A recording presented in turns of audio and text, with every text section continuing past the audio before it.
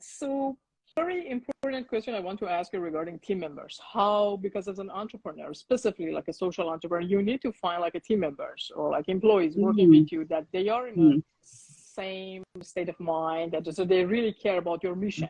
How Yeah. do you normally find them, right, during the past couple of years? Was it like a typical hiring or like firing or all these things for the recruitment?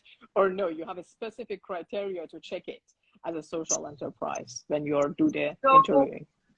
No, I think when we started off, we were using more traditional mechanisms, ads on Facebook and on our website. And we even tried to use this job website, which is a local job website, pretty well known, to advertise our positions. It was a disaster. It was an utter and complete disaster. It was just my co-founder and I, 2 people, and we received like, I don't know, like 800 CVs, of which not a single one was truly relevant or interested.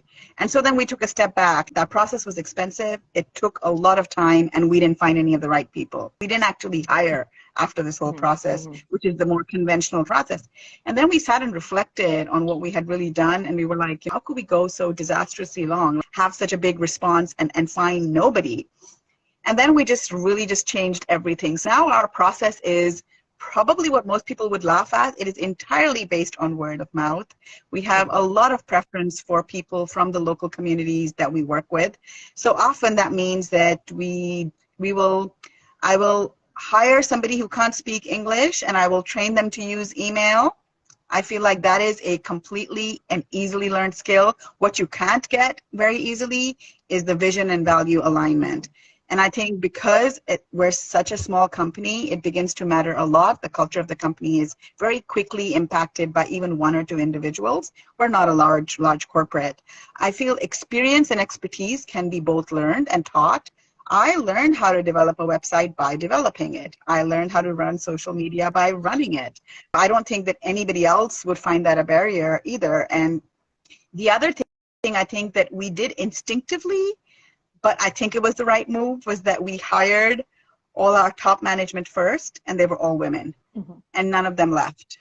And they've stayed, they've grown with the company. As a matter of fact, after the first 6 months where we found nobody and we're just like, oh my God, we made a terrible mistake, anybody who's joined the company hasn't really left. We don't have much of a turnover rate, really.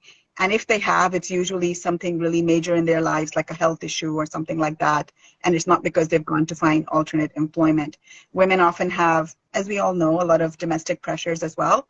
Sometimes they do have to bow out of the workforce, but we've been very lucky. I think that focus on finding people who care has been central to keeping us afloat and to keeping us happy as well. Exactly.